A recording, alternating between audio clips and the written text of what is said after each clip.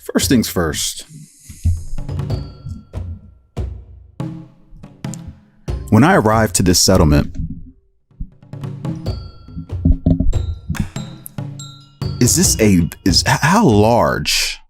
how large is this settlement? As in, like, is it enormous? We'll start there. Is this settlement enormous? I'm gonna leave that up to fate. I'm gonna say 50-50. I'm gonna say 50-50 that this place is enormous. Yes. Now, this place is on a desert. Some desert lands, some flat lands. In my mind, I personally, and this is a world that I'm creating, but when I came up with the name, which is partially created by way of a random generator, I immediately envisioned that this is a harbor town.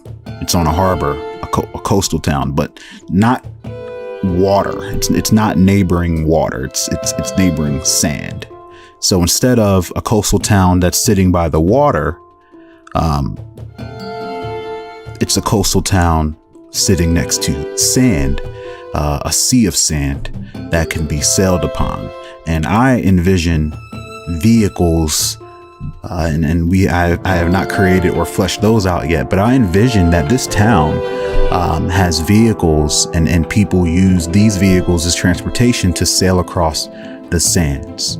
For some reason, this sand is a bit different. Maybe it's not as dense as the sand, as typical sand.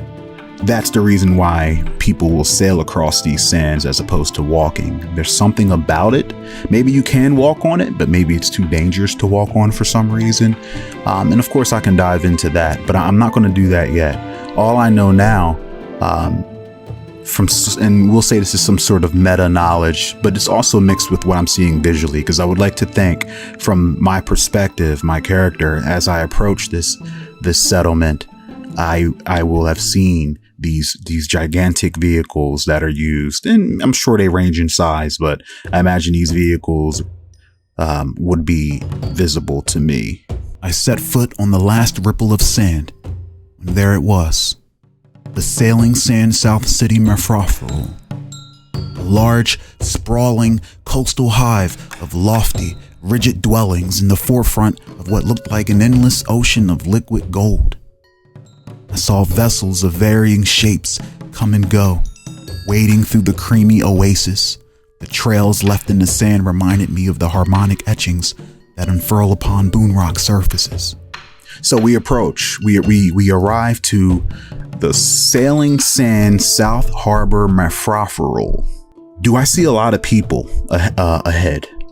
I'm gonna say likely. Yes.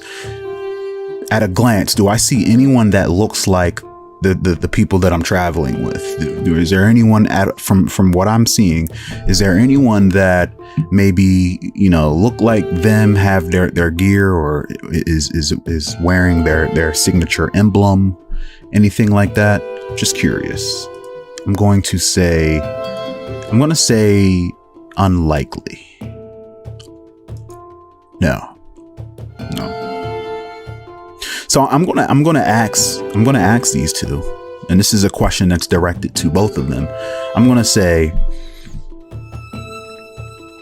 do you have a ship, or do you have your transportation ready to go? Is there someone waiting for you to depart?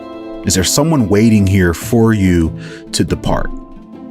The odds of that, I'm going to say, are probably going to be, I'm going to say that someone is just waiting there for them. I'm going to say 50-50.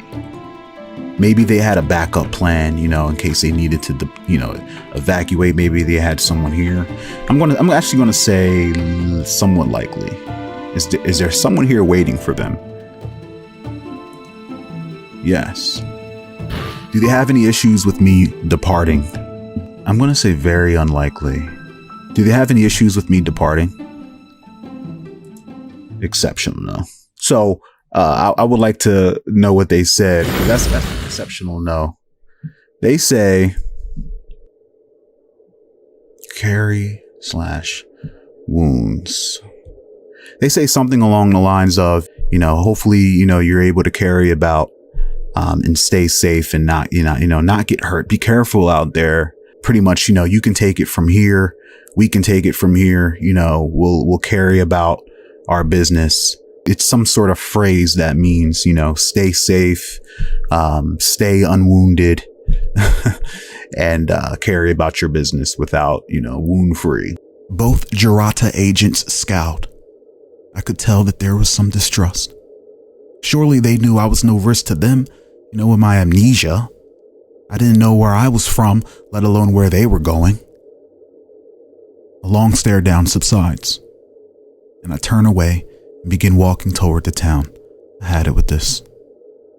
The Jarata swordswoman utters a kind blessing nonetheless. Wind step, glide whole, is what she said. I nod and wave them off. So I'm gonna head toward the town. Are there multiple ways into this settlement? I'm gonna say likely. Yeah. Do I see any entrances that I feel, wouldn't be safe to go through because of some shady people? I'm gonna say 50-50. What's a threat to me may not be a threat to most people. So I'm gonna say 50-50 as opposed to no or unlikely. I'm gonna say 50-50. I am a stranger at the end of the day. Matter of fact, are there people that is there anybody that's looking at my character? Because again, we're strangers. We're not from here, and I don't look like anything around here. So I'm going to ask the question: is there anyone giving me the side eye? I'm going to say likely. No. Is it because everybody's kind of hustling and bustling and in their own thing? They're not really paying attention. Is that why? Unlikely. No, that's not why. Maybe they, there's, this world is probably so big and there's probably so many different types of weird looking people in this world that people might not look twice. I think other people were probably looking at Grey Dart with the side eye because of him appearing right after a hubbub just passed a storm. On the topic of the way I look and different races that exist in this setting, so far I've seen one race, and that is the Ucho, UCHO, and these are amorphous humanoids, and amorphous as in their bodies are very, they're not consistent. They're very blobby but humanoid shaped, and they have really, really giant ears that span out from their heads horizontally. I've only seen them. Every cult of Plapindo apostle has been an Ucho, and the Jarata, the two individuals that I was traveling with, they are Ucho as well. Do I see any different people here? I'm going to say very likely. Exceptional, yes. I'm going to roll D10 plus 3. I'm going to roll a D10 plus 3 for how many different races? How many different, just obviously different races that I see from where I stand right now? Damn.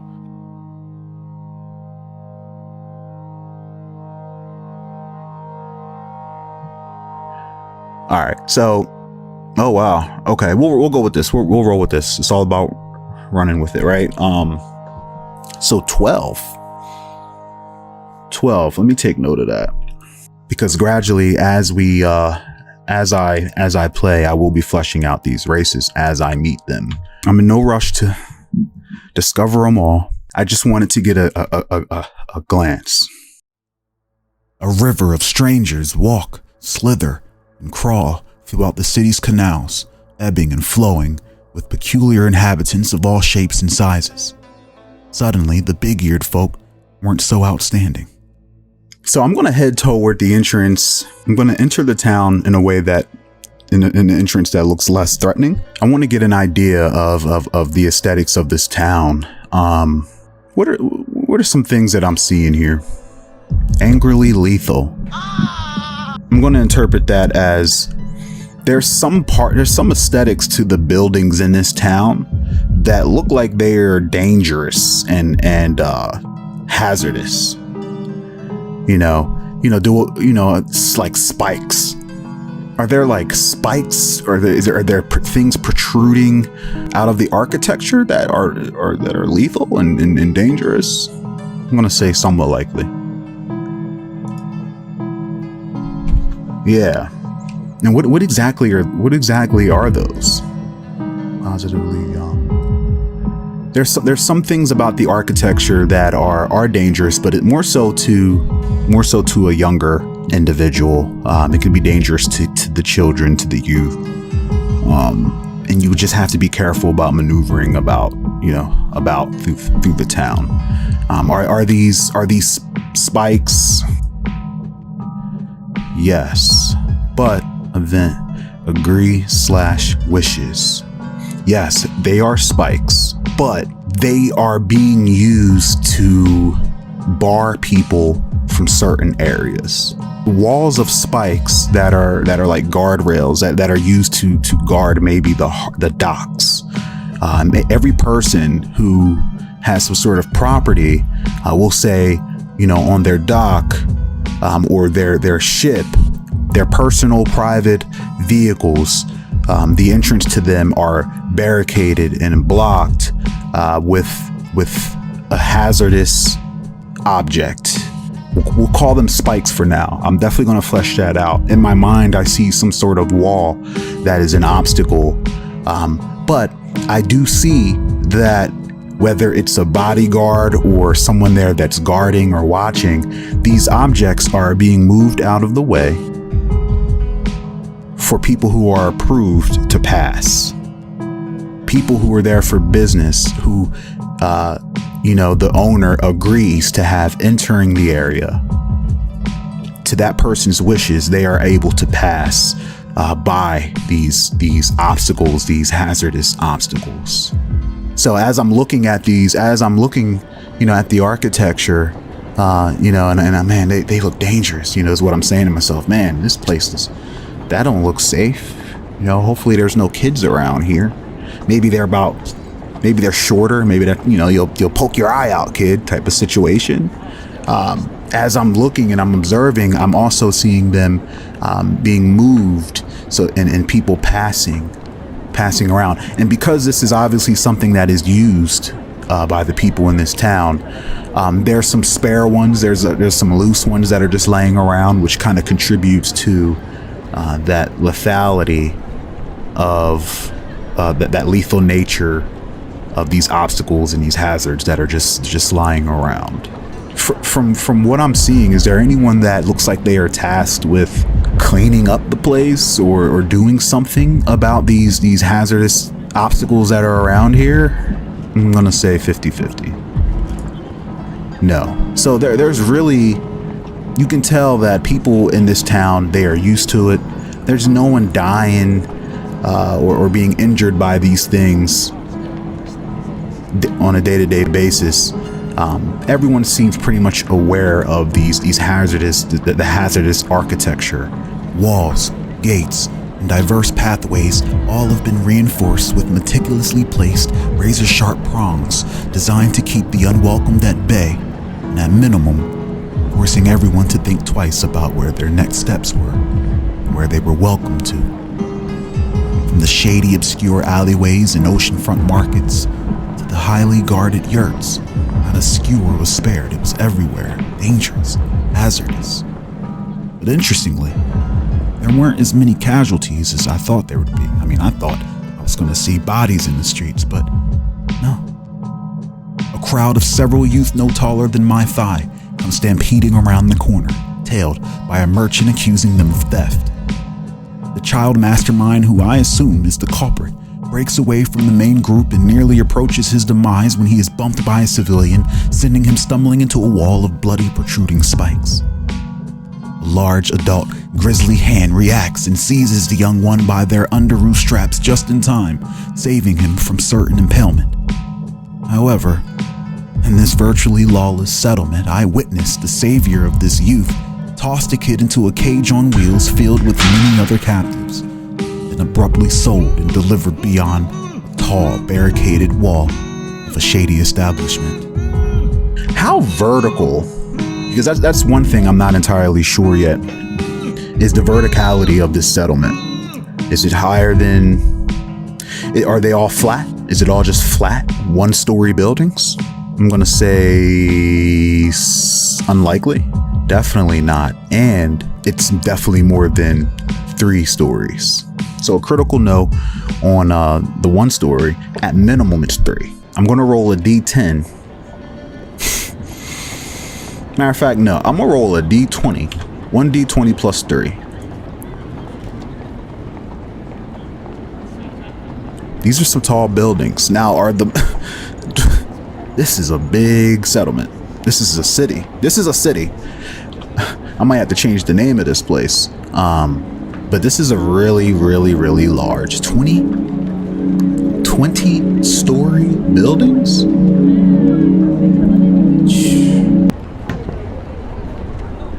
How many of these buildings are that tall? More than half? More than half of these buildings 20 stories tall? Unlikely. Unlikely. More than half? Unlikely.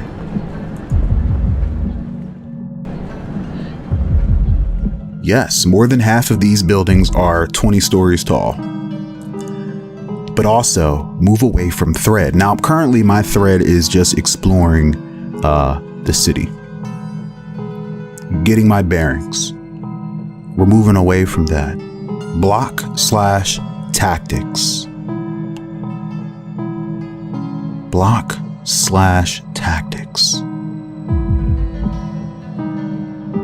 So I'm looking at the buildings. I'm like, man, there's a lot of tall buildings. Block/tactics. So I'm trying to get situated, right? I'm trying to get situated and gather and to gain my bearings. But as I'm walking and maneuvering around the lethal architecture and realizing how many damn tall buildings there are, I get lost. I can't even figure out the way I came.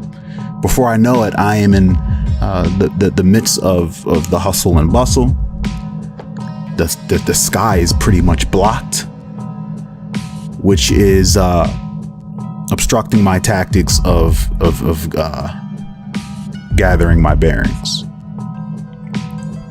which is why I'm moving away from that thread, and now I'm just straight up lost. I am now lost in South City Harbor Sands Mafrof-Ferule.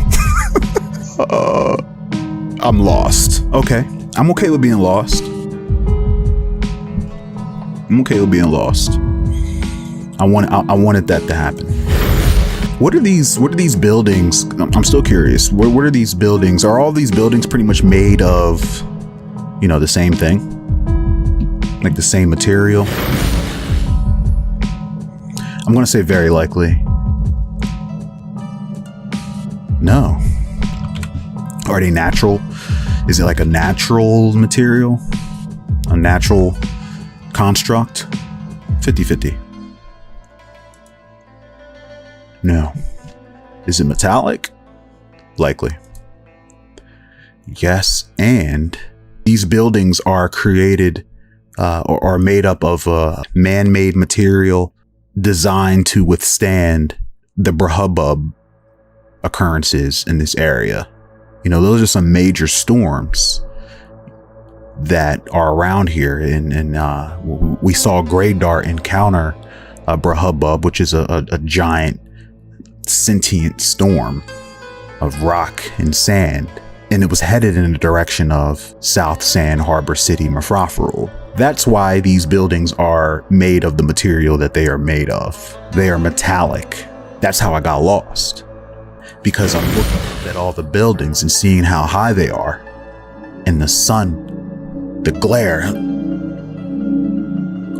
it blinded me for a little bit. One left turn, one right turn, bumped into a person, and before you know it, I'm lost. I continued onward into the deep streets of the vertically imposing Sand Harbor City, swallowed up by the large buildings fitted in sheets of metal built to endure the most violent of sandstorms around here, the Brahubub. Surrounded by the masses, then stirred deeper into the mix of the crowd, I found myself completely lost, not knowing whether I was coming or going. I mean, there's a lot of tall buildings here. One of them you have to be allowed in at least one of them, but do I encounter it? That's really the question within the first hour. It's a pretty big city. So with that said, 50-50. Yes.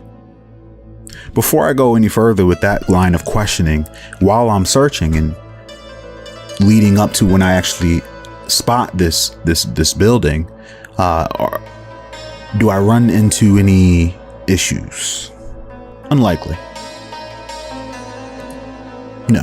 No issues. No issues.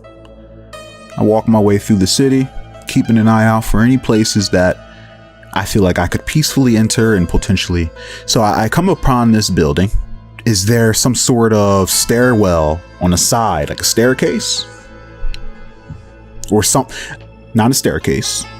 I don't want to be too specific. Is there something on the outside of this building, which is what made me think I could ascend? 50-50. No. So what that means to me is that this is a building for me to think that it's something I can ascend. I'm seeing people come and go as they please.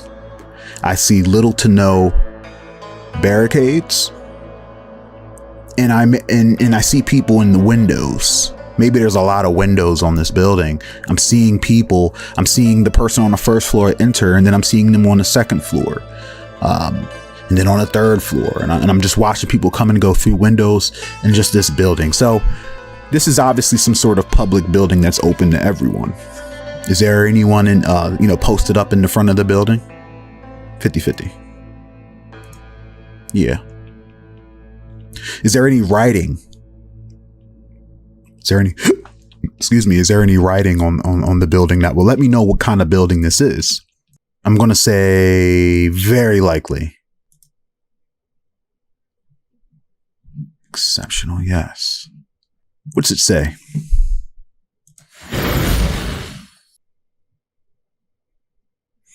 Oppress misfortune. Oppress misfortune. Oppress misfortune. When I combine those two, this building is here to help people oppress their misfortune. So misfortune maybe could be not having money. You're unfortunate. So this place would be the opposite of that. This place helps you make money, fighting against being unfortunate in the realm of coin. So I'm going to say that this building, it's like a tavern. Is this some sort of tavern? Or is this some sort of guild? I'm going to say likely. Yes. I'm going to use a name generator to see what this guild would be called. The Brave Lad. We'll call this building the Brave Lad. In search of an elevated vantage point, I discover a large sandite sculpture of a hooded adventurer holding up a severed man's head with one hand and a reward in the other. This brutish effigy welcomed the visitors to the steps of a public guild hall called the Brave Lad. Its name jaggedly etched across the entirety of the steps and made legible only by the dried blood settling within its engravings. this place attracted a different crowd. Those with dangerous and callous ambitions, pursuit of wealth. Up and down they go, not one leaving with less than what they came with, except for a few, missing fingers and hands, but they look like they deserved it, you know what I mean? So I walk in. Do I see any threats? Does anybody look hostile when I walk as I walk in? 50-50. Yeah, there's some dangerous looking people around here. I want to use this opportunity to maybe get an idea of what one of these races look like. So we know they're humanoid. I'm going to roll on another table. 28. Animated. So they are humanoid and animated. So let me roll on the humanoid table real quick. Every race that I ever roll is going to be humanoid by default. And then I'm going to roll on an additional table to kind of get an idea of what else they look like, just to add to kind of spice up the species. So let me roll on the humanoid table real quick. Another 28. What are the odds of that? Let me make sure this is working. Yeah, it's working. All right, so another 28. This really intimidating person has tusks. All right, they have tusks. And I'm going to use that second roll that I rolled as another roll on the humanoid table. I believe I rolled a 61. Roll on alien table. 41. Dripping.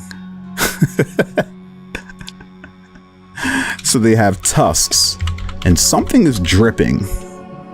The animated table. I'm gonna roll twice on the animated table.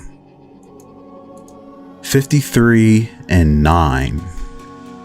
Made of an unusual substance and 9. Roll on humanoid table. All right, let me roll on the humanoid table again. 76.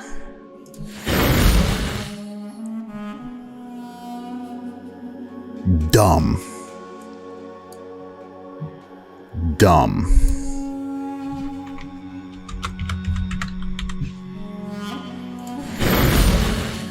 So I'm looking around.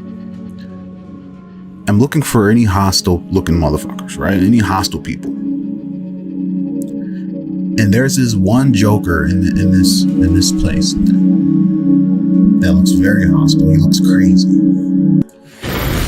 Is it an element that they are made of that's dripping? I'm gonna say likely. No. I'm gonna say unlikely.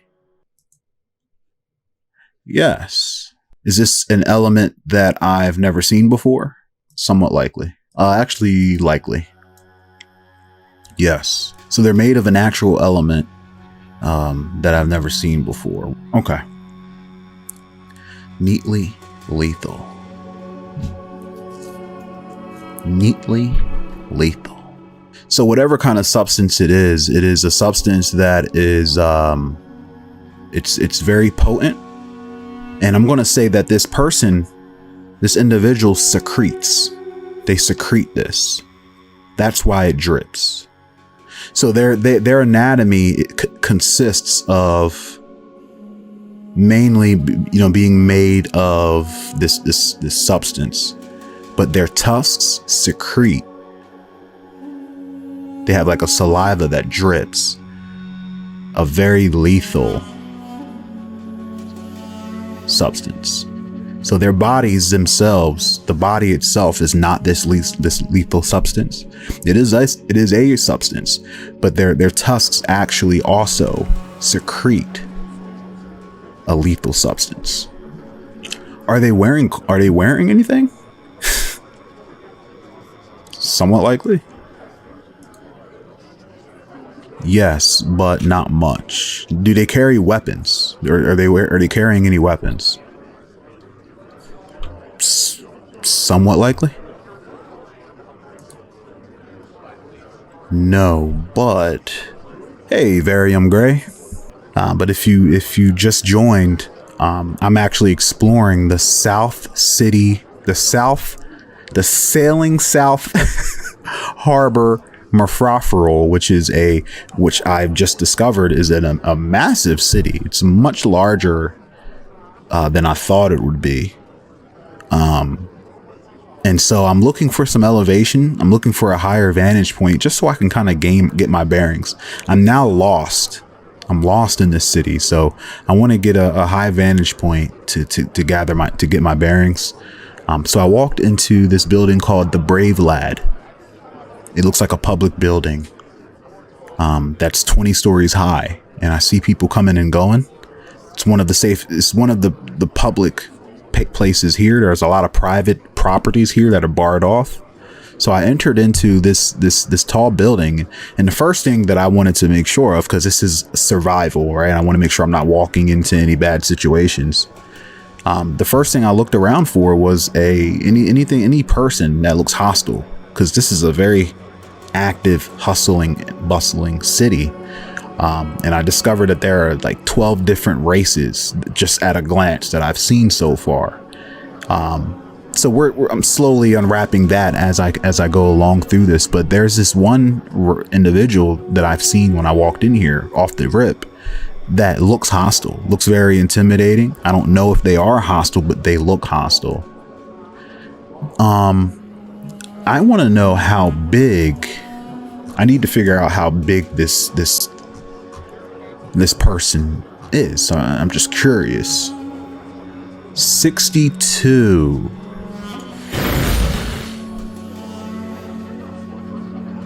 Okay, so humanoid, human sized. So they're about my size. Okay. But they look hostile though. So that's probably because of the tusks. It's probably because of the tusks. There were some dangerous looking parties in here, and all matters of weaponry were present on the backs, waists, and even in the hands of some. These were like much to do about bloodshed types of folks. Strangers with no weapons looked such a way that they didn't need them. They were the scariest ones. And so I was alert, and my eyes dribbled all around the room in search of anyone paying me too much mind. I lock eyes with a large, glossy, statuesque stranger whose flesh seemed to seep a questionable substance. Its virulent tusks protruded from his face. With them, a surge of thick ooze bleeding from his mangled gums.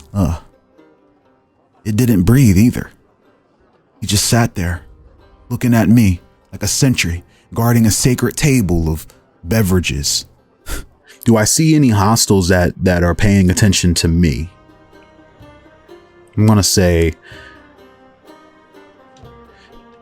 and the reason I'm going to say 50-50 as opposed to unlikely is because at the end of the day, no one has ever seen anyone that looks like a stranger who are us. So I'm going to say 50-50. Is there anyone looking at, is this anyone that's hostile looking at me? Just so I can know to be careful. Is there anyone hostile looking at me? Yes. Do I see a stairwell? Do I see a stairwell or some sort of way to ascend the building from where I'm standing? Somewhat likely. I'm going to say somewhat likely. Yes. Yes. Are any of those hostile individuals in between me and that stairwell? 50-50. Yes. The one that's looking at me, is it that one? 50-50. Definitely not. Okay.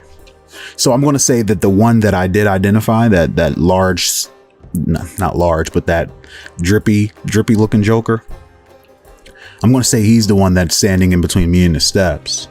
I'm not going to go up the steps yet. I continue to nonchalantly walk, avoiding any more eye contact, when suddenly I nearly collide with another patron who makes no effort to course correct and even shoulder checks me. I lock eyes briefly and can sense the animosity this stranger held for me. I ignore him though and keep it moving. I look back over my shoulder and find him burning a hole into my face with his glare.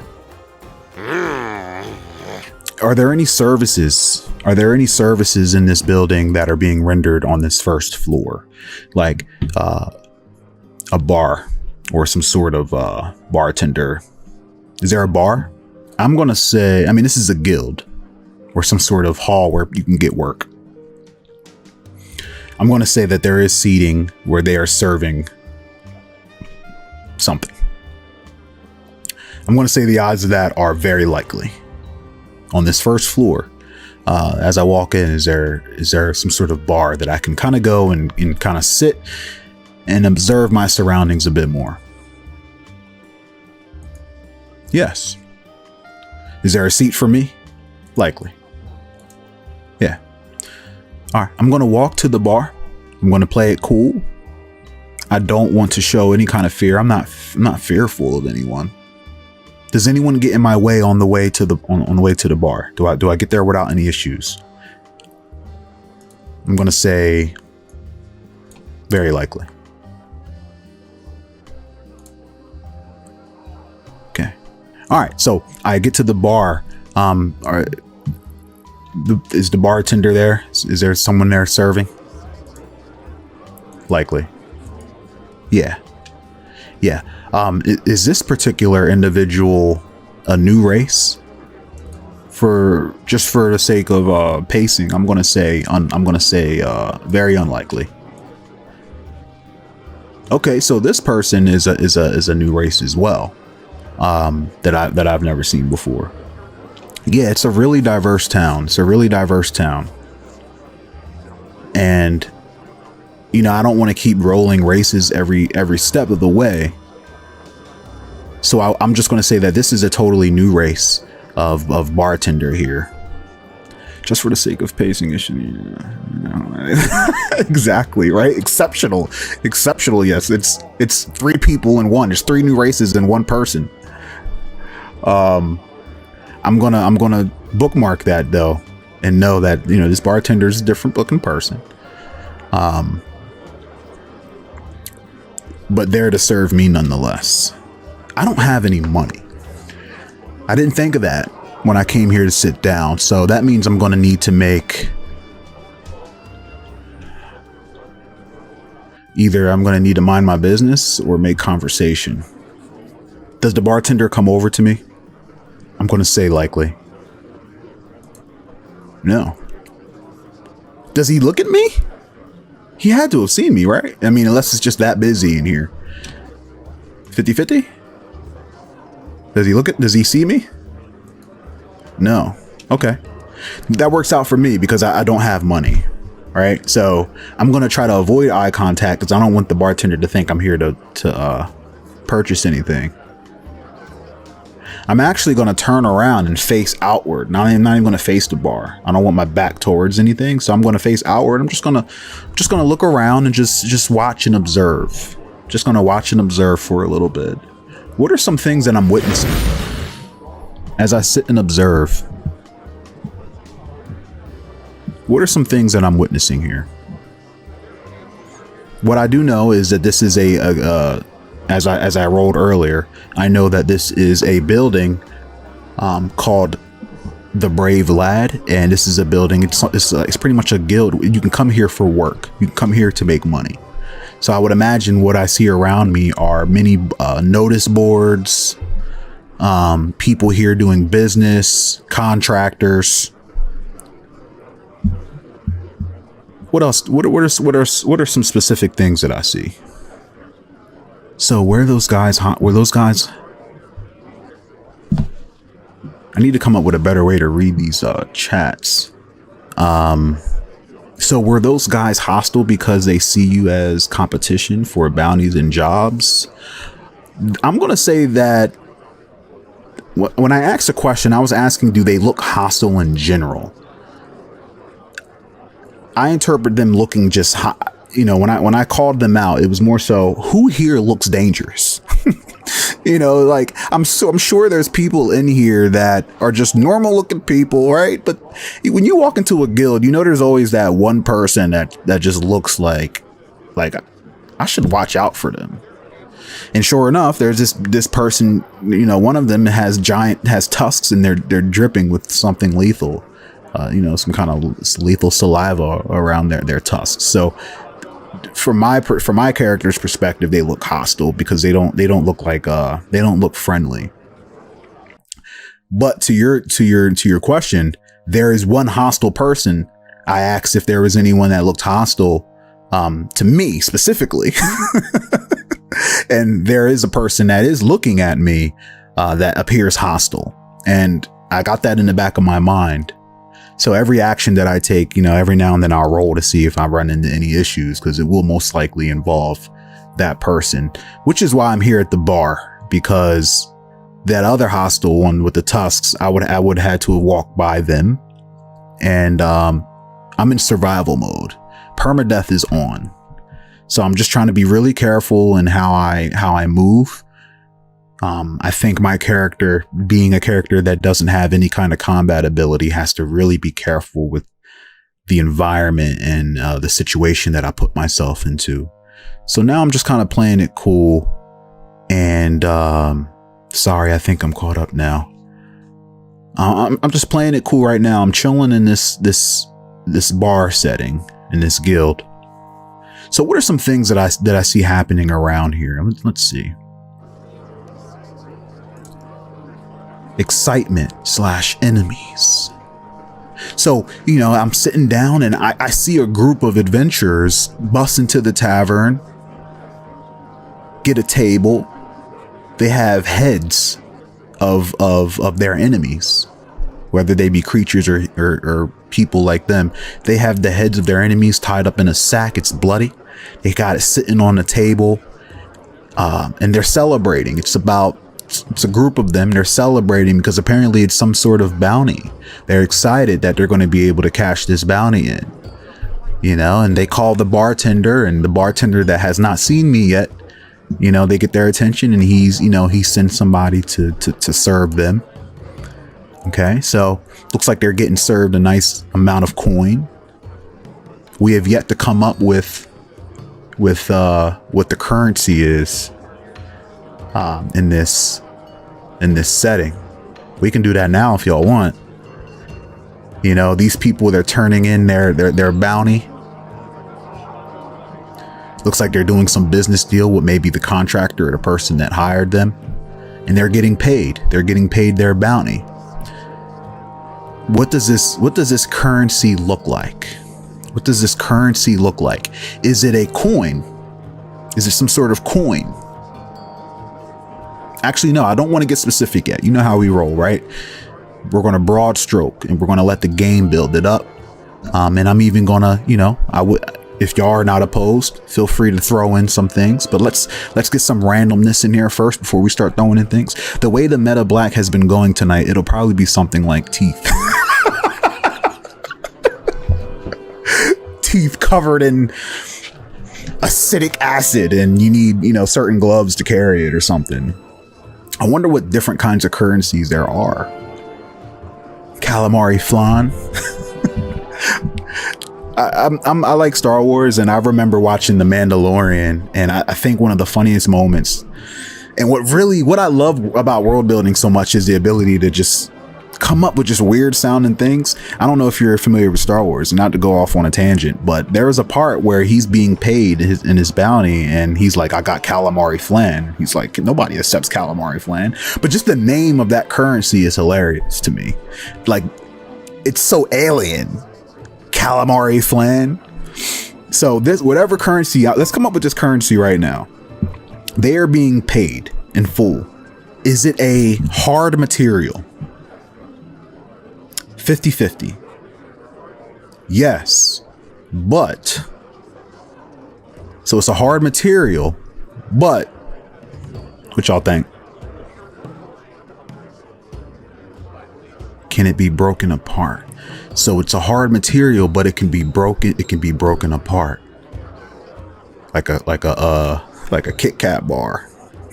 Like maybe it has like perforated, and maybe that's how it's broken down. So maybe, you don't want to break them apart because they lose value.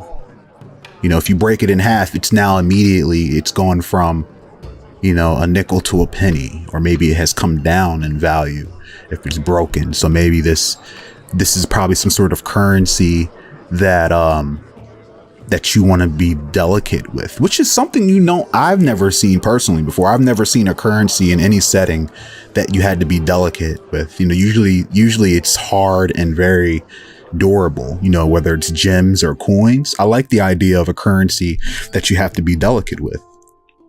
Maybe it's kept in, and because of that, it has to be protected and kept in a certain condition. So yes, it's hard, but it can be broken apart. I like that. Now, yes, I could have asked the Meta Black if, you know, that question, but I feel like that's a foundation. I think that's a good foundation. No different. Just like it being hard is a good foundation to begin on. I think it being broken apart is not too specific to the point where we have to ask the question. I like that idea. A lot of this world building is going to be a combination of random stuff, but also I kind of want to tailor it to be, you know, for the sake of being different and unique. And, you know, I want to kind of get my creative juices, y'all's creative juices flowing and have some input in that. So it's hard, but it can be broken apart. Is this currency, are they all the same shape? Like, are they all squares? Are they all nominations of squares? Or when you break them apart, are they just broken into smaller squares, or just oblong shapes? Is it a uniform shape? I'm going to say 50-50. Yes. And I'm going to say that they are, I can't get Hershey bars out of my head. Like in my head, it's like a combination of Hershey bars and the pendants that used to run around with in Legends of the Hidden Temple. Remember the medallions that the kids would run around with? And, you know, it was like different pieces. I'm going to say that they can be different shapes, but that kind of differentiates I guess, the nomination. So, you know, maybe square pieces are worth more than circular pieces. All right. Nice. Yes, we are obviously in Willy Wonka land. Because in Willy Wonka land, you know, it was alien. It was very alien. It was very alien. And you didn't know what you were going to encounter. So that's why I like the idea of it being open-ended. I don't really want to conform to any fantasy norms. And just to prove that, I'm going to ask this question. Is this edible? Very unlikely. No, it's definitely not edible. I'm going to say they're not edible. In fact, they can only be broken down into specific pieces. So if you break it in half, you know what I mean? Like, there's a minimum to how much you can break it down.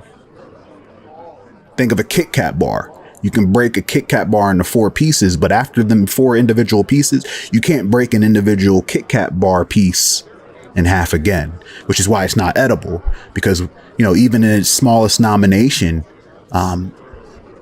you won't be able to digest it. It won't get any smaller. So whatever material this is made of, it won't break. Varium Gray says, if it's manufactured, I could imagine scoring lines that make it where you can break it in quarters. Scoring lines. What scoring lines mean?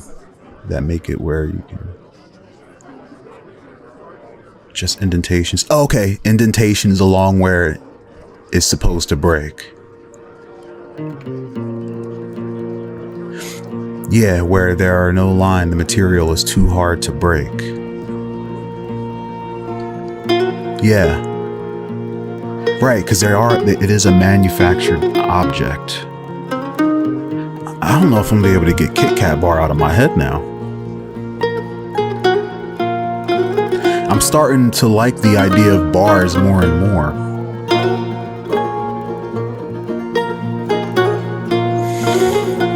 How can I keep it so that they're all bars as opposed to like different shapes? I like the bar idea. I kind of want to keep the bar idea with the lines that are indestructible, or the bars that are indestructible, but they're only broken apart by the lines. And they're manufactured. What are some other things that I see happening in this building? I mean, at this point right now, I'm just living in this world and simulating a living world around me. You know, I'm not entirely in a rush to get into, you know, a quest. I mean, this is a quest in and of itself. I'm lost in a city. Maybe instead of indentations, there is a different, more fragile material that serves as the breakpoint. Yeah, that's gonna have to be the case. Kind of like when you buy sausages and just the casing around the sausage, or the string that ties the end of the sausages. You know, something is mundane like that. Ooh, that's good. That's good. Like, they're fused together with it. Yeah. They're fused together with it. And that's how you know someone had a plentiful bounty, because you walk into their place and you see the remnants of that material that binds the bars together. Let's come up with a name for it. I like to get real specific. like that. It just adds character to the object. Let's come up with a name for that material. Actually, you know what? I actually want to roll that. So I'm going to go ahead and I'm going to go to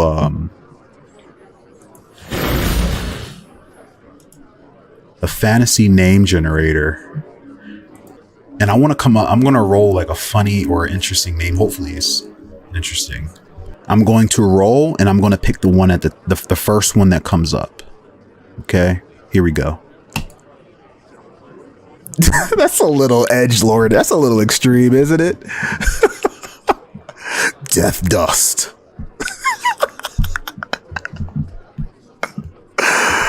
Death Dust.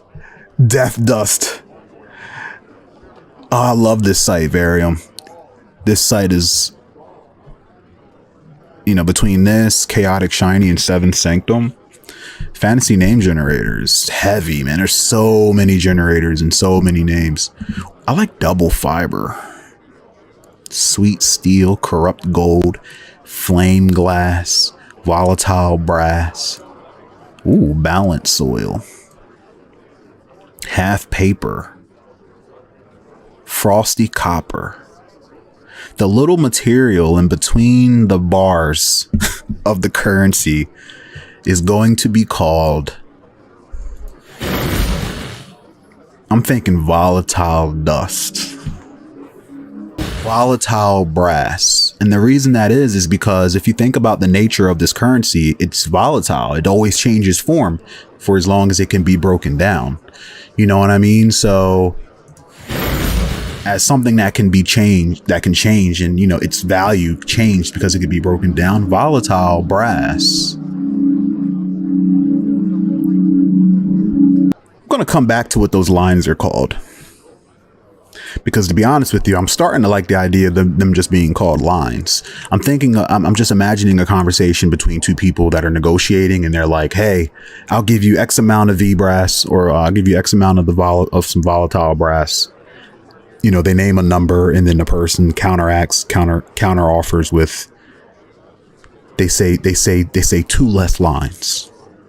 And the guy's like, 2 less lines. All right. 1 less line, deal or no deal. So when you're talking about, when you're kind of gauging, the different thresholds or denominations of currency, you address them by lines. So maybe the most volatile brass in a single bar in a cluster of volatile brass, a full volatile brass is 4 lines. A full Kit Kat, the whole Kit Kat bar, 4 lines, 4 volas, 4 volos, 4 tiles, 4 tiles.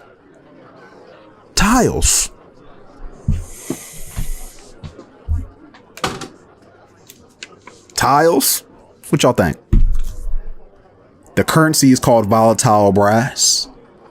The lines in between them are the tile. And this tile breaks apart.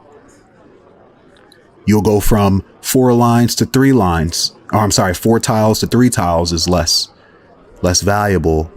3 tiles.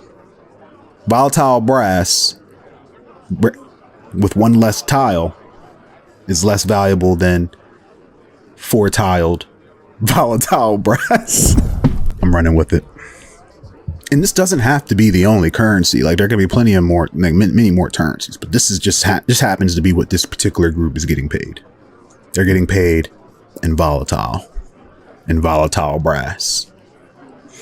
Don't volatile brass sound like a Pokemon game?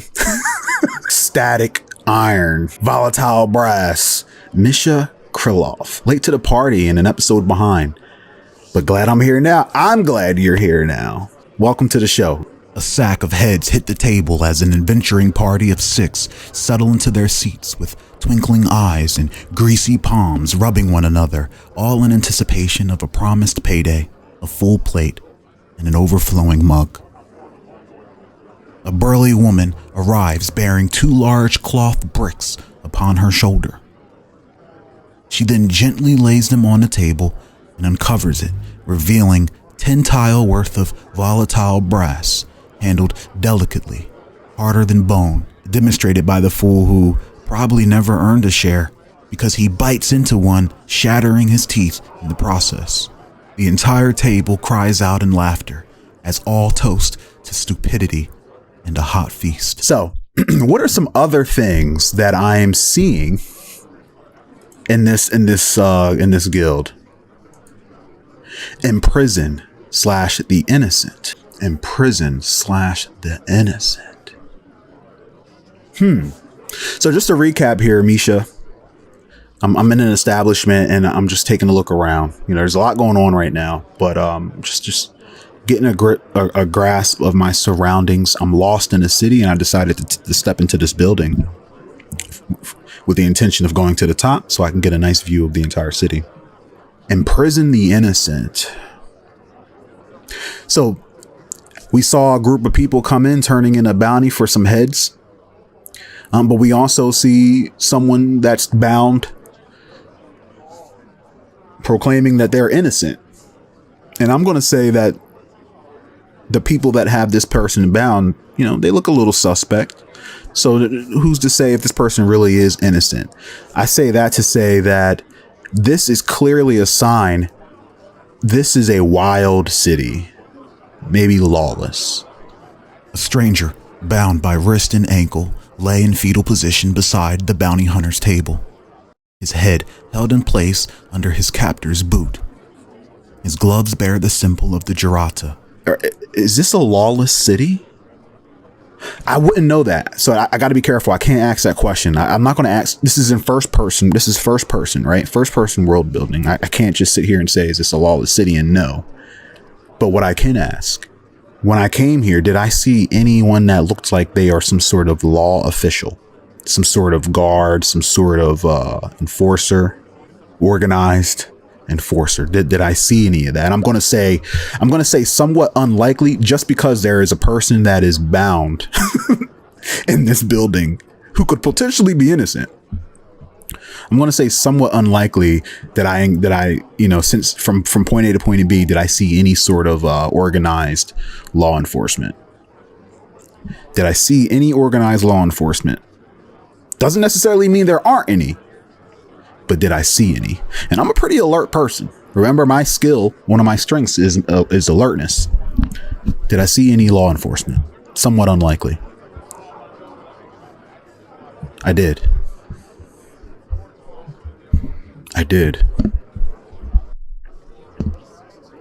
It's good to know.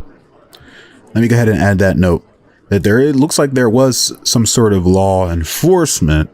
Maybe something about them looked like they were organized. Maybe they were doing something that made me feel that there is some sort of government. We can build on that later for sure.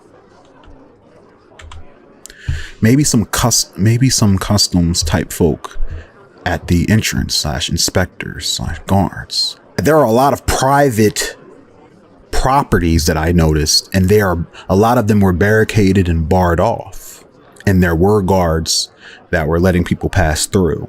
So it would make sense for there to be some customs, some sort of guards that are tending to the docks and to people's private properties. So that fits. That certainly fits. I'm gonna say law enforcement / I like the idea of customs. Maybe it's a private faction.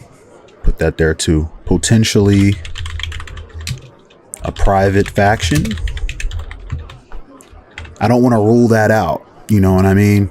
A lot of this is in first person, because let's say you create a character and you enter the game and your person is maybe their occupation or their strengths is related or tied to that. Maybe you are some sort of person who is who fancies that type of occupation, and you would have knowledge of, or maybe you rolled government knowledge and you had knowledge of governments. I much rather a character who specializes in a certain field to be the one to discover these things, as opposed to me stretching myself thin and being nosy. Like I don't want to do anything that's too out of character. So far, my character is someone who has an interest in boon rocks. So I just can't see me looking and spending my evening trying to figure out the government in an area, whereas your character, that would probably be more appropriate for them. So that's the awesome pro to doing this in first person, to leave room for discovery for others.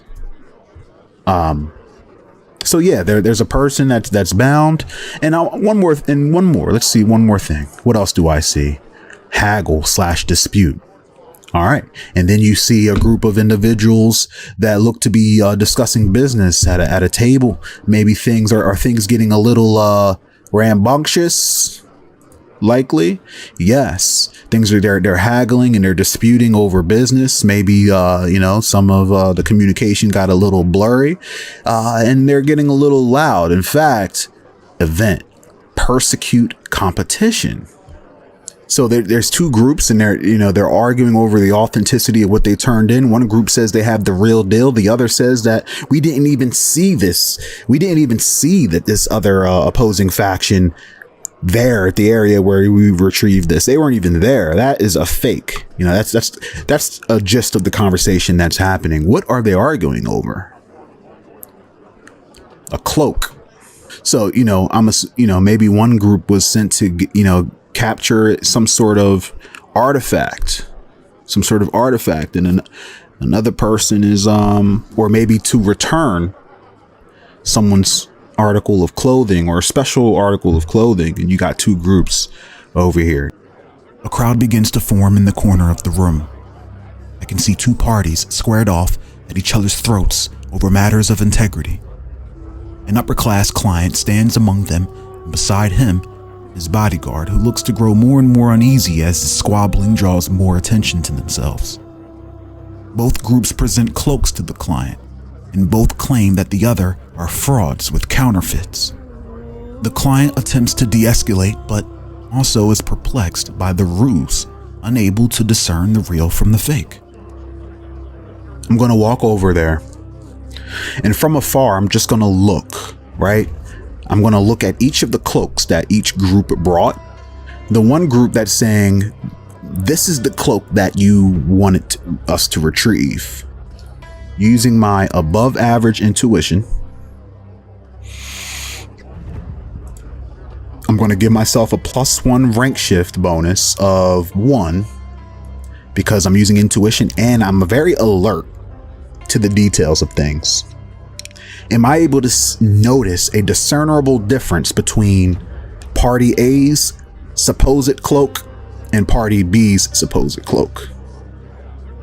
Because one of them is lying. I'm going to say the difficulty of that to the average person is probably high, to be honest. That can't be easy.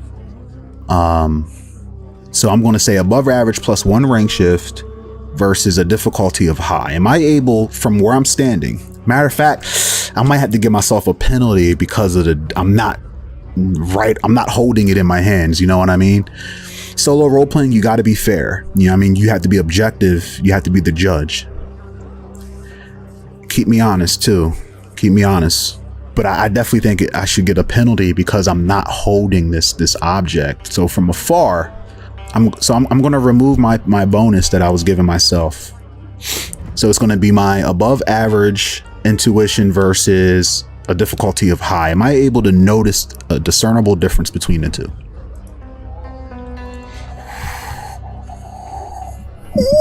Let's go. Exceptional, yes. I can immediately see the difference between both cloaks. One of the cloaks, what's the difference with one of the cloaks? Kookily disagreeable. There's a flaw in one of these cloaks. Okay? And I see it. Me. Himseer Boone. I could see it. So my plan is going good so far because I'm about to point it out. I'm about to make enemies too, but I'm also about to make friends. So I gotta be careful. I gotta be careful.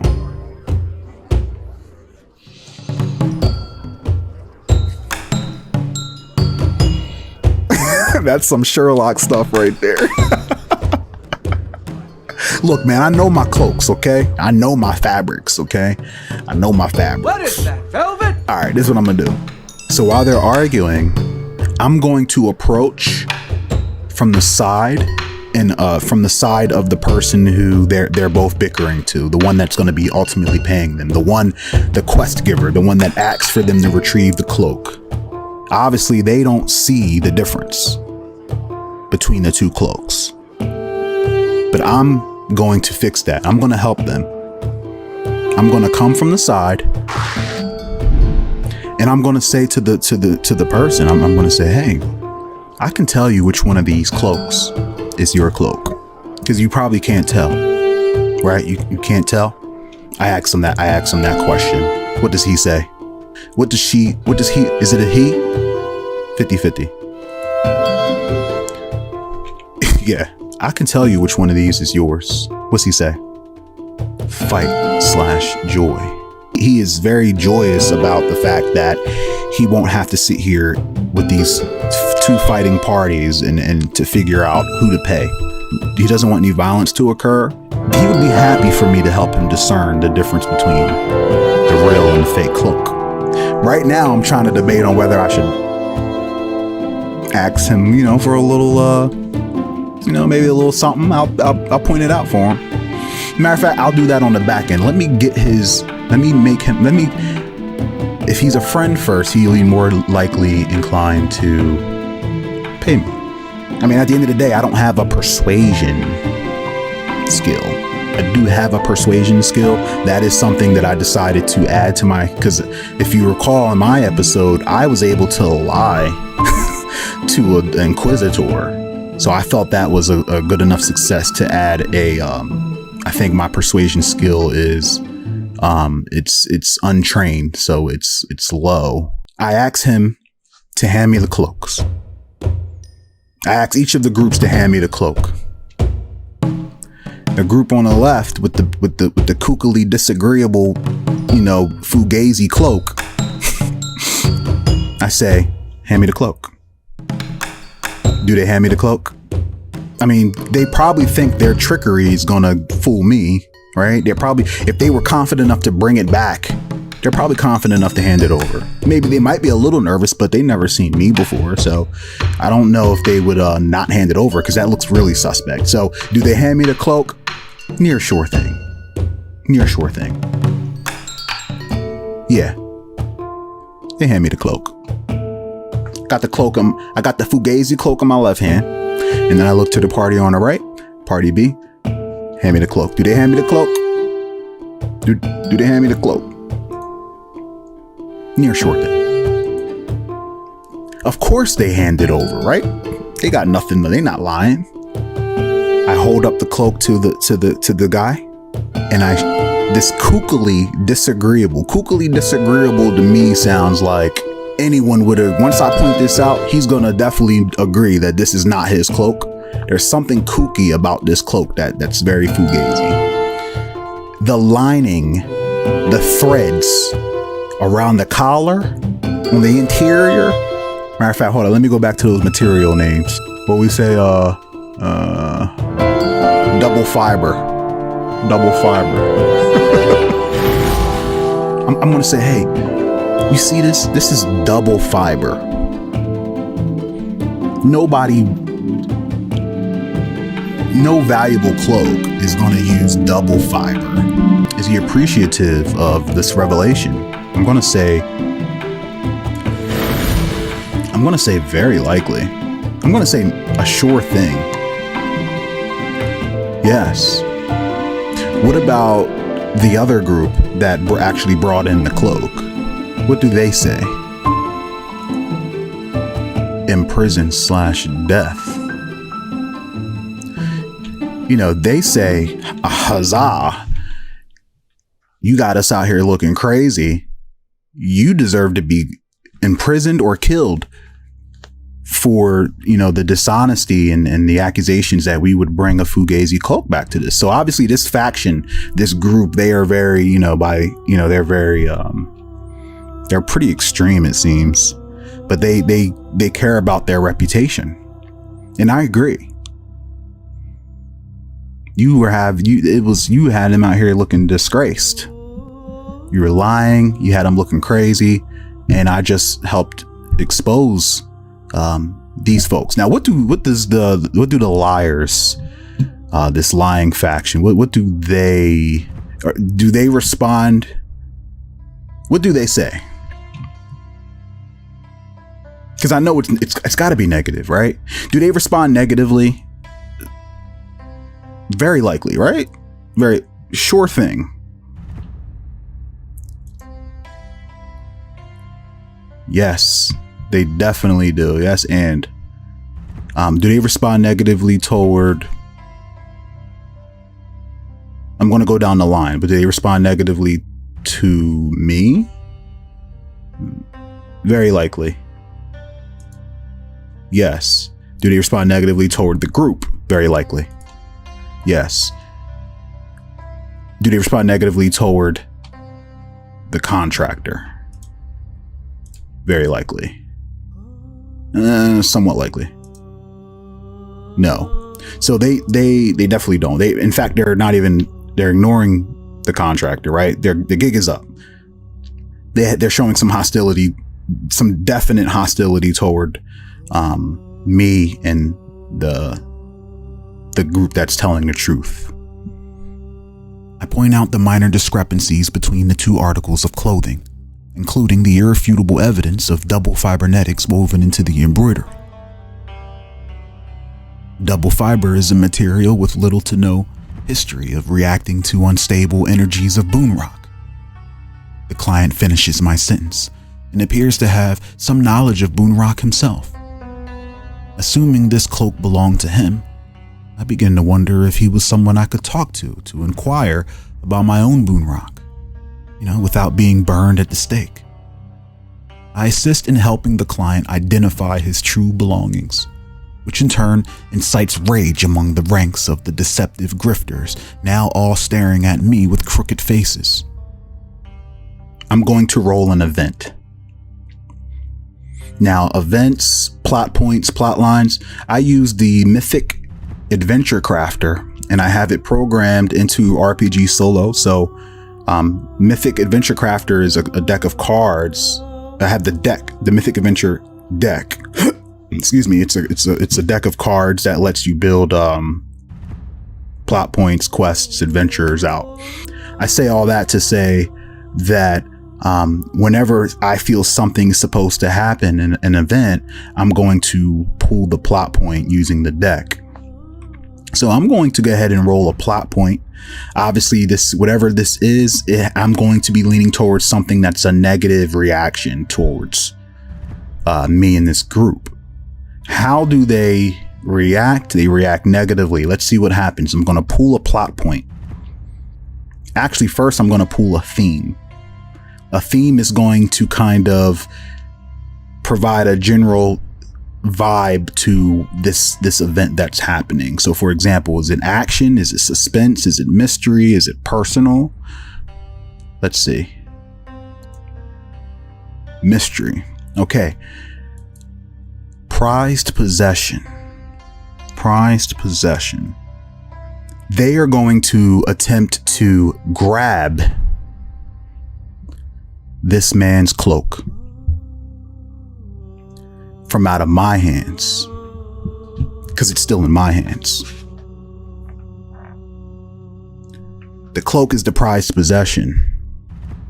No one knows. I mean, maybe they do, but the mystery behind this prized possession is enough for them to try to acquire it. They try to grab it from out of my hands. With my alertness, my intuition, was I able to read a face or a reaction that would allow me to react and prepare and defend and evade this sudden attempt to grab this man's cloak from me? My above average intuition, with a +1 of my alertness,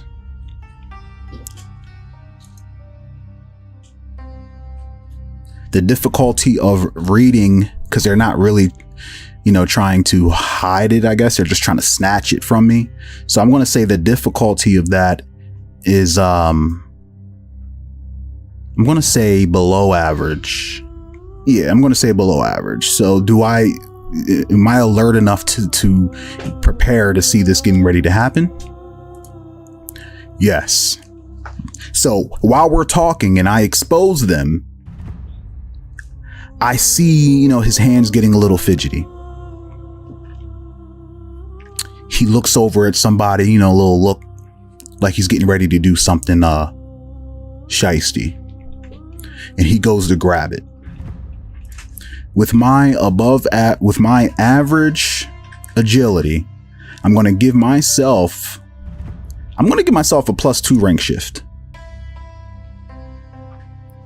He ain't that close, because I wouldn't be standing that close. So I have more than enough time to react, and I already saw it coming.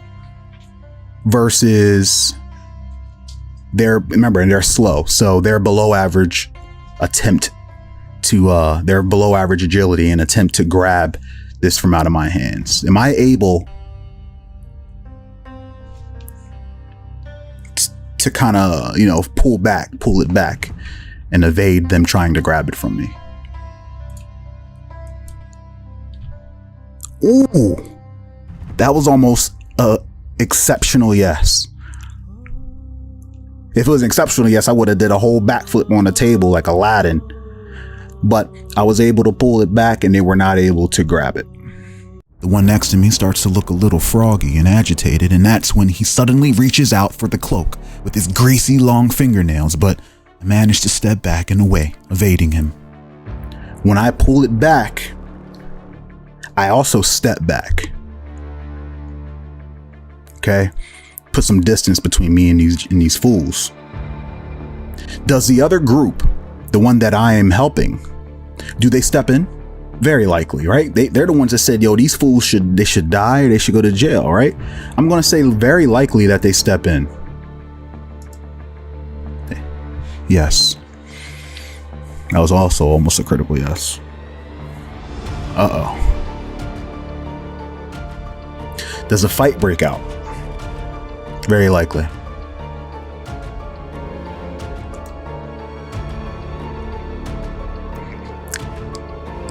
Exceptional yes.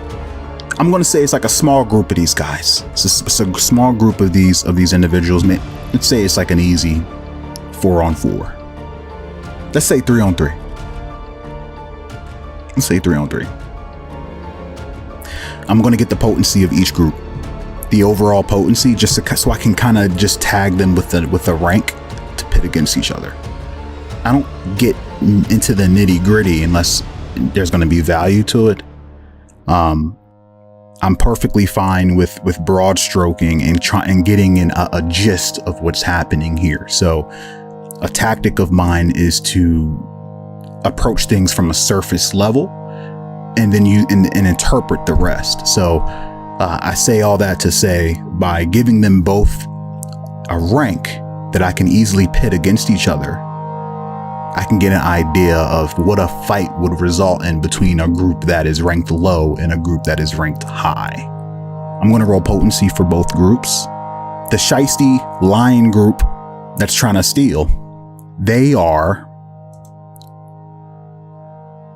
more.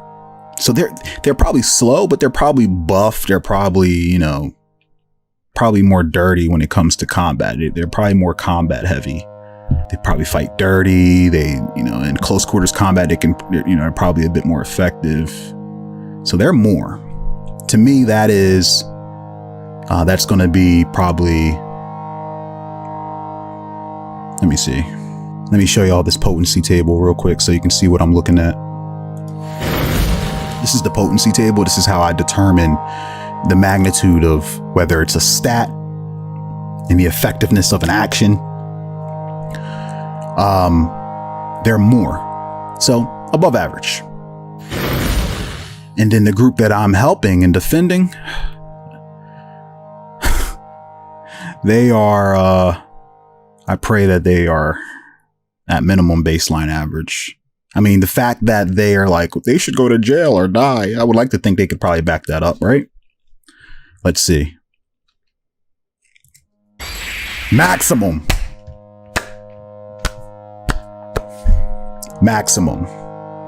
So they're about to smoke. They can handle themselves. They're ready for this. And they're the good guys in this situation, which is a plus. Because if they lose, I'm the next target, and hopefully that you know, I'm gone by then. But let's see here. Just to kind of just to show you where maximum is. Look at that, 100% or more. All right, we have ourselves a showdown here. So they're now about they start brawling. There's a skirmish that's happening between these two groups. It's my guys who are going to be average, above average, high. I'm going to say exceptional versus above average. I said what, 4-on-4? Let's see here. Let's see. Let's just make things a bit more interesting. Are any of these groups outnumbering the other? Let's be fair. Are any of these groups outnumbering the other? I think that would be somewhat likely. I'm going to say likely.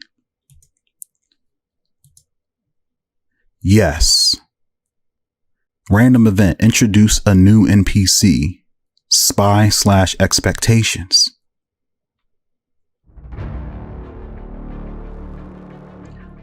So one of these groups had another person that's not in this in this circle of conversation because they expected something to happen and they are watching from afar. This person, this NPC that I'm getting ready to introduce, is going to be tied, part of the group that is outnumbering the other, and they're going to outnumber the other by this one person. This one person is going to be the factor. It could be really bad depending on which group it is, because this person is going to intervene in a way that I think would be very impactful. All right. Let's figure out which one is outnumbering the other. I'm going to leave it up to 50-50. Well, then again, because the other group is so shiesty, I feel like they would be the ones that are more likely to have the person that's watching from afar to maybe they were planning to snatch something along to, you know, this whole time. The shiesty group, are they the ones that are outnumbering the good guys?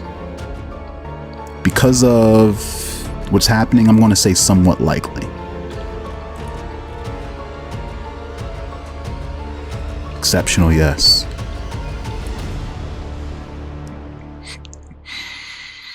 Enter Master Thief. Yeah.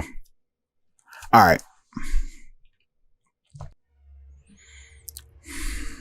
All right, I'm going to roll a character trait for this person. This character trait can determine how they are tied to this current thread. You'll see what I mean in a second. Character trait. The character is an individual. Okay, we know that. They're an individual. They are obviously affiliated with this group because that's already been established. But this person, the reason they are off, because they're probably a lone wolf. They are more of an individual than this group. Maybe they're the leader, or maybe they're the general. Whoever they are, they look a little different. They move a little different than this group. It would have been perfect if this was just a random thief, but I had already established that they are affiliated with this group because of this scenarios. It's more appropriate. I mean, either way, but you get what I'm saying. Let me roll their potency to see how competent they are. Just overall. I want to make sure this isn't like a boss character. Let's see. This individual could be a merc. Yeah. Maybe they hired an extra merc to take care of anything that would happen when they go to turn the stuff in. Maybe they were planning to, maybe mug the contractor less. So the fact that they're an individual, they're a little bit less, they're probably more, overall less kind of falls into the category of these folks, right? So they're part of the same riffraff, but they probably have a different specialization. They probably are tasked with a different thing. At least I know that this isn't like their leader who's about to come up from behind me and smack me over the head. This is just another one of them. So the question is, because they outnumber this group now, this other individual, are they joining in to the main fight, or are they coming after me? I'm gonna, as much as I don't want to, it would be smart, right? Why would they hide outside of the, in the outskirts of the skirmish, only to plunge themselves into the skirmish? This person is less competent, so they're not going to be taking on anything that a normal, that they think they would be confident in overcoming. They're probably going to be a bit more sneaky. So I'm going to say it's likely that they're coming after me on some like assassin type thief stuff. Not saying they're assassinating me, but they're coming after me. We'll figure that out first after we can figure out who their target is. Are they coming after me? Likely. Hold up. Let me take about to get killed, y'all.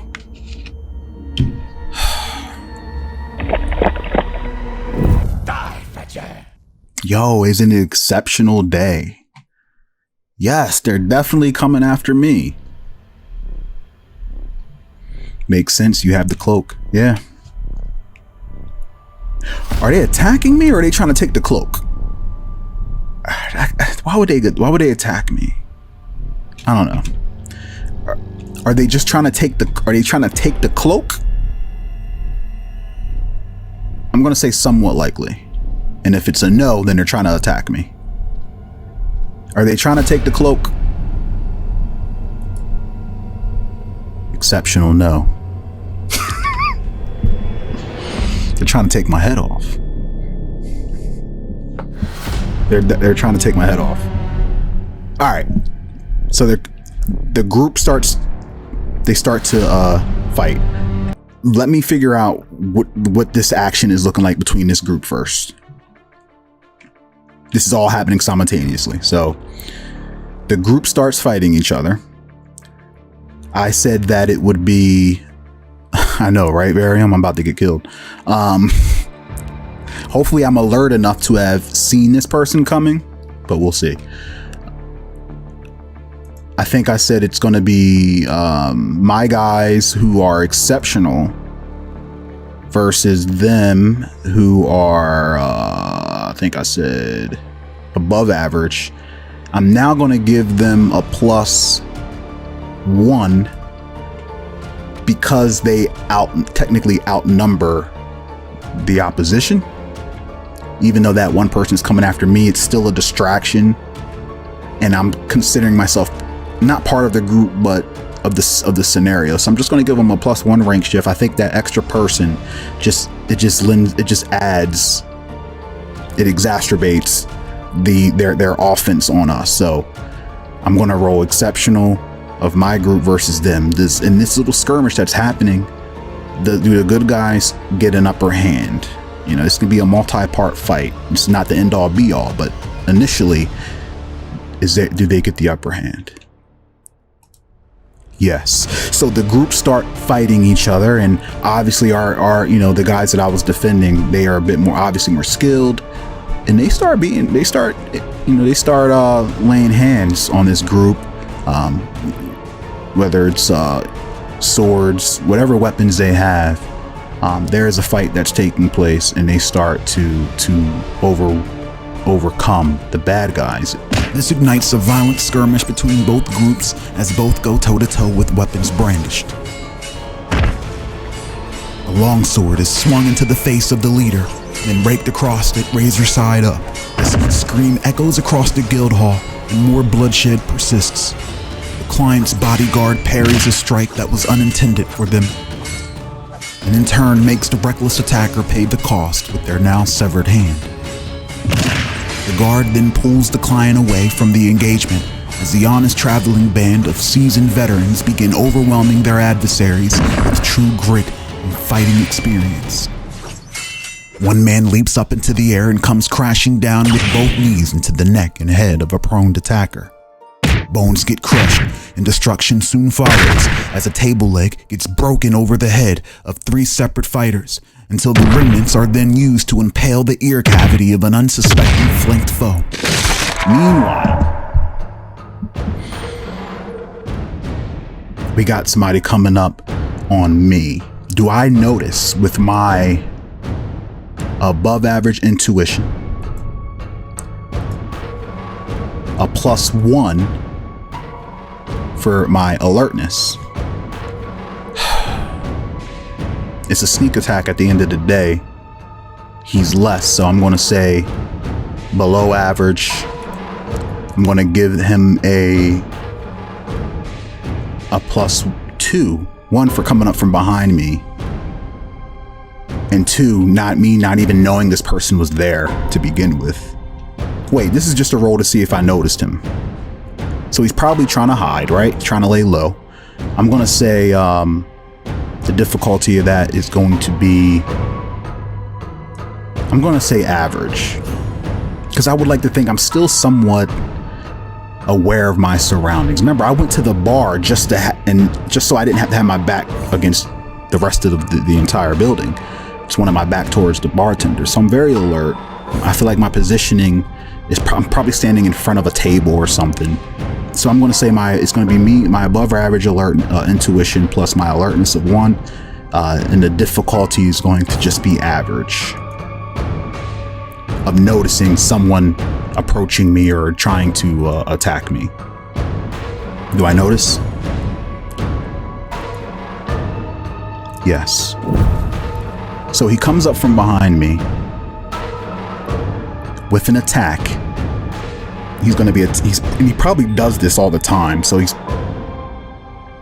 no slouch when it comes to trying to assassinate people, maybe. So I'm going to give him a average rank for his attack. I'm also going to give him a +1 just for the situational bonus of being sneaky and trying to get upper hand on me. Again, didn't know this person was here until this second. I'm going to give him a +1. So it's going to be average with a rank shift bonus of 1 versus my I'm going to be defending, if I had a shield, I would defend with my shield skill. If I had acrobatics, I would have defend with my acrobatics. I'm just straight up going to have to use my agility, which is average. And I'm going to give myself a 1 rank shift because I was able to pick up on the attack on my life. Maybe not immediately, but you know, enough to the point where I noticed it to affect my twitch speed. So not agility, reflex is average. Jade on air. Hey, sorry to interrupt the flow, but big fan of what you're doing here. Just finished the videos. Keep up the awesome work. Also love the production value you put into your work. Hey, thank you. Thanks, Jade. Thanks, Jade on air. Yeah, that's the cool thing about this is when you're in the live stream, you can see everything that's happening and why it's happening and how we built everything. And then in case you missed the live stream, you'll get the retelling of what happened, and that's where I'll kind of be able to flesh it out into more of a story. Hopefully you didn't walk in on me about to get stabbed in my neck and dying, because permadeath is on. All right, is he successfully able to strike me? And I'm going to say he has a dagger and he's going for the kill. He might not be going for the kill. Let me ask that question. Is he going for the kill? Or is he, because he could just be trying to maim me so he can take the cloak. You know, maybe he's going to cut my hamstring or something and just take the cloak. But who knows? The city that we're in, you know, you might get decapitated in a building. I don't know, but we're going to figure it out. Is he going for the kill? 50-50. Yes, he's going for the kill. All right. So average +1 versus average. Does he successfully strike me?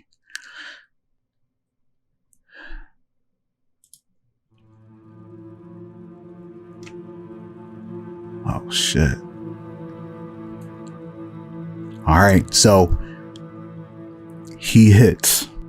He stabs me in the... Does he stab me in the back? Likely. Yes, he hits, but I still have to roll if it does damage. So he hit, but there's a possibility that it's just going to give me a wound, or it could straight out kill me. Or it doesn't do any damage and it grazed me. So the hit lands. In Mythic, you ask, the first question is, does it hit land? And then the second question is, does it do damage? If the weapon is a lethal weapon, such as a knife, it's doing lethal damage. And lethal damage has a chance to just outright kill you on an exceptional yes. Whereas blunt damage will just give you a wound, depending on how much damage it is compared to your... We'll cross that bridge when we get there, but I'm going to explain it as I go. So he does hit me. Here we are. All right, so he has a knife. Knife or dagger is below average damage. All right, knives and daggers. Most melee weapons are based on strength. A dagger or any small knife, however, is not necessarily a muscled weapon. So that's why it's below average damage. It's just a flat below average damage. Whereas you see here, a light sword or a rapier or a medium sword is your strength attribute +2 rank shifts. So luckily, if I do get a wound, it's just going to be a below average wound. But who knows, you know, I might roll bad and I might get murdered on this live stream tonight. And I'm totally okay with that. I think that would make a great episode. I asked the question, is he stabbing me in the back? And I said, likely. I don't necessarily know if that's a fair question, because if I was someone that was trying to assassinate someone, I'm going for the jugular, I'm going for the neck. But he was less competent, so I'm going to leave it at that. Maybe he is going for a quick stab and grab. All right, so above is below average damage versus my average toughness. Does it hurt? Does it hurt? Because you can get slashed and hit and it not be a wound that you succumb to. He can very much hit me, and in the narrative, he does hit me, but it's not like, oh, I'm about to die. If I roll that it does hurt, then you would interpret it as he slashed me and it actually impacted me. So the question is, does this impact me? Center mass, spine, shot, or kidneys? Yeah, let's figure that out first so I can really roleplay this wound if I do get hit. Oh, what if he paralyzes me? Is it my spine? Is he stabbing me center mass?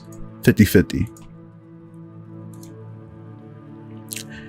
Yes. Random event. Close a thread. Betray portals. Okay, so I'm interpreting this. So yes, he's did I say spine? Hey chat, real quick, did I just ask if he was stabbing me in my spine and it just told me yes, or did I say my back or center mass? I don't remember. But whatever he does, after this, the thread is going to be closed because betray portals, the person that tried to betray all of us, they're going to escape through portals. They're gonna flee after I get stabbed. Kind of like when you think of like shootings, how once that gunshot goes off, everybody scatters. Back, I think you went with back. Okay, so just in my back. Okay, he stabs me in my back, center mass. I couldn't believe what was happening. I mean, these people were just killing each other. Where am I? With head on full swivel and the cloak still in my possession, I brace myself for any surprises, and suddenly I notice a blur from my peripheral vision, but before I can make a move, a hand grabs my shoulder and snatches me backward onto a 7-inch dagger plunged into the center of my back. In a state of shock and agony, I turn slowly to see my attacker for only a moment, before being pushed to the floor by the angry patron I encountered earlier. Below average versus average, here we go. Does it hit? Does it hurt? Ooh, yes. And because I was hit with a lethal weapon, it hit me, and because it hurt, I have to roll to see if I succumb to the wound because it's a lethal weapon. So I asked the question again, does that below average damage, lethal damage against my toughness, do I succumb to the wounds? I'm debating on whether I need to give the chance, make the chances higher because it's my back and it's a knife. I do. It's in my back and it's a knife, so I feel like that warrants a +1. Damn it. Below average +1 to the question of, do I succumb to the wound? Do I succumb to the wound?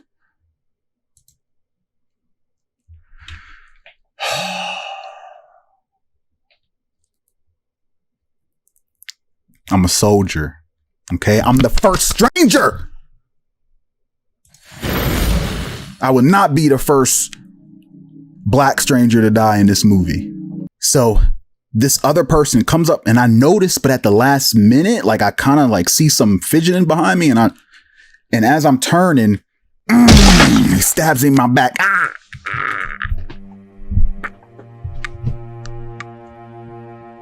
And again, I think I rolled an event happened. Right as that happened, close a thread. When you close a thread, the current thread is the situation, the plot line, right? The plot was I was going to come and help expose these people, maybe make a friend. That thread is now closed because these people that tried to betray the trust of the contractor, they stabbed me. They try to, things didn't go right. They're getting beat up by these other guys. I get stabbed. Oh man, does he take the cloak before he escapes through the portal? And I'm interpreting the portal as an exit from the situation, whether it's the actual door or just into the shadows of the crowds of people who were probably all around watching. I get stabbed in the back. Does he take the cloak? Near sure thing, right? Near sure thing.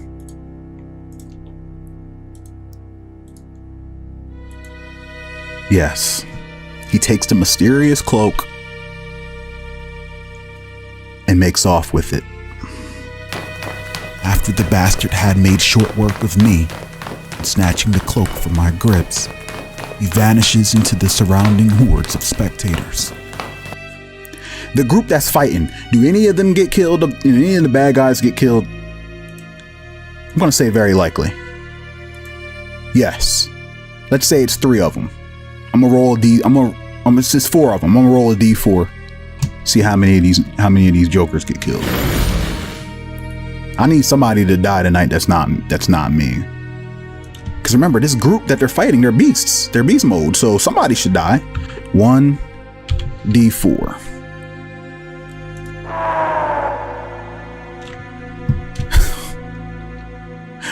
All 4 of them. So they get handled. You know, there's a skirmish. I'm not going to say killed. But maybe 1 gets killed. The other 3 get like horribly maimed. But that fight that was happening unfolds and in the favor of the people that were more skilled, the good guys, which is good because I hope that they take care of me, being that I just proved their innocence, right? So while that fighting was happening, they were winning. I got stabbed in the back. They took the cloak. I didn't succumb to the wounds, but I'm sure I'm in pain. Yeah, they stood no chance, but it was below average versus exceptional, right? Damn, I got stabbed, y'all. All right, so, and the thread closes. So in my mind, as a DM, I'm going to say that what happens is after they killed, the other one flees. It makes more sense why he would flee, right? He flees with the cloak. I'm gonna ask a few questions here. Does the group do they help me? Do they tend to me? Do they, support me? The group that I just, I'm going to say very likely, right? I mean, I guess that would depend on their what's that word I'm looking for? Their alignment. I'm going to just go off of odds here. Do they help me? Very likely. Exceptional, yes. I'm in much pain. They help me off the floor. They tend to me, and I'm a little disoriented. They're good guys. They're definitely good guys. I get a little disoriented, and The ruckus of fighting, clashing of weapons, and furniture being broken comes to an end. Or at least it seemed. As my senses begin to dim, my vision fade, and the taste of blood saturates my tongue. I feel hands lay on me and slowly reposition my body with extra care as not to agitate my wound. Blurry figures stand over top of me.